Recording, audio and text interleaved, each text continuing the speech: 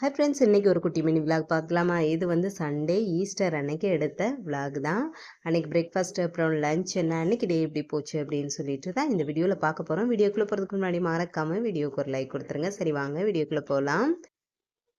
Easter mask வந்து நைட்டே search போயிட்டு வந்தாச்சு. காலையில் பிரேக்ஃபாஸ்ட்டுக்கு பார்த்தீங்கன்னா பையனுக்கு ஓட்ஸ் மீல் தான் ரெடி பண்ணியிருந்தேன். நான் லஞ்சு கொஞ்சம் ஹெவியாக சாப்பிட போகிறதுனால பிரேக்ஃபாஸ்ட்டு கொஞ்சம் சிம்பிளாக தான் கேட்டிருந்தேன். அதனால் ஓட்ஸ் மீல் ரெடி பண்ணி கொடுத்துட்டு எங்களுக்கு வந்து பரோட்டா தான் பண்ண போகிறேன். பரோட்டா சாப்பிடணுன்னு ஆசையாக இருந்துச்சு.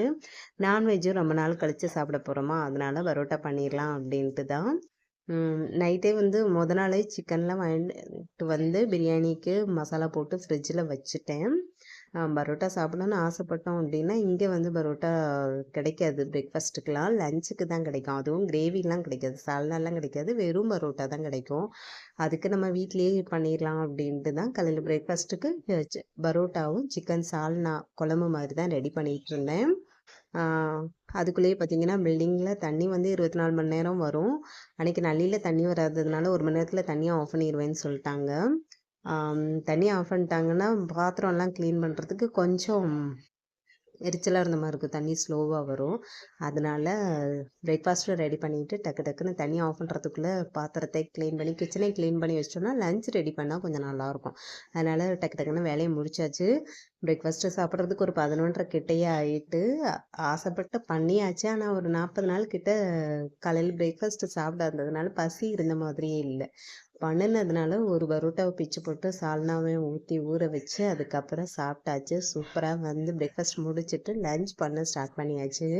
நான் பிரேக்ஃபாஸ்ட்டு சாப்பிடும் போது லேட் ஆகிட்டா லஞ்சு பண்ண ஸ்டார்ட் பண்ணியாச்சு. லஞ்சுக்கு பார்த்திங்கன்னா சிக்கன் தம் பிரியாணியும் க்ரீன் சிக்கன் ஃப்ரையும் பண்ணிடலான்ட்டு தான். தம் பிரியாணிக்கு சாதம் வடித்து வடித்து ஆற வச்சு எடுத்து வச்சாச்சு. வெங்காயம் தக்காளி வதக்கி அதில் சிக்கனை போட்டு வேக வச்சுருக்கேன். க்ரீன் சிக்கன் ஃப்ரை பண்ணலான்னு தான் பார்த்தேன். அதுக்கு மசாலா போட்டு வச்சுருந்தேன். பையன் வந்து ஃப்ரை பண்ண வேணான்னு சொன்னதுனால 1 ஸ்பூன் எண்ணெய் மட்டும் சேர்த்துட்டு அந்த மசாலா போட்டு வச்சுருக்க சிக்கனையும் சேர்த்து அடுப்பை சிம்மில் வச்சு வேக வச்சோம் அப்படின்னா சிக்கனும் நல்லா சாஃப்டாக வெந்துடும். அந்த தண்ணியெல்லாம் வற்றிட்டு சூப்பராக ரெடி ஆகிடும்.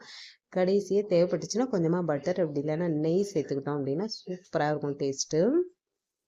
பிரியாணியும் வந்து தம் போட்டு இறக்கி வச்சாச்சு. லஞ்சு சூப்பராக ரெடி பண்ணியாச்சு. என்னென்னு பார்த்தீங்கன்னா காலையில் வச்ச சிக்கன் குழம்பு இருந்துச்சு, பரோட்டாவும் கொஞ்சம் இருந்துச்சு. அதுக்கப்புறம் கொஞ்சமாக தயிர் வெங்காயம் ரெடி பண்ணியிருந்தேன் பிரியாணி கூட சாப்பிட்றதுக்கு. அப்புறம் நம்ம ரெடி பண்ண க்ரீன் சிக்கனு. இதில் வந்து கரம் மசாலா கூட எதுவும் சேர்க்கலை. காரத்துக்கு வந்து பச்சை மிளகா, அதுக்கப்புறம் தயிர், இஞ்சி பூண்டு பேஸ்ட்டு, மல்லி இலையும் இல்லை, புதினா சேர்த்துருந்தேன். அவ்வளோதான். டேஸ்ட்டு சூப்பராக இருக்கும். அப்புறம் பிரியாணியும் ரெடி பண்ணியாச்சு. அன்றைக்கி டே வந்து இப்படி தான் போச்சு. லஞ்செல்லாம் சூப்பராக ரெடி பண்ணி சாப்பிட்டாச்சு. மட்டன் எடுக்கலை, சிக்கன் தான் வந்து ஈஸ்டருக்கு பண்ணியிருந்தேன். உங்களுக்கெல்லாம் சண்டே எப்படி போச்சுன்னு மறக்காமல் கமெண்ட்ஸில் சொல்லுங்கள். வீடியோ பிடிச்சிருந்தா லைக் பண்ணுங்கள், ஷேர் பண்ணுங்கள். மறக்காமல் நம்ம சேனலை சப்ஸ்கிரைப் பண்ணி வச்சுக்கோங்க. நாளைக்கு இன்னும் ஒரு சூப்பரான வீடியோவில் பார்க்கலாம். Bye friends.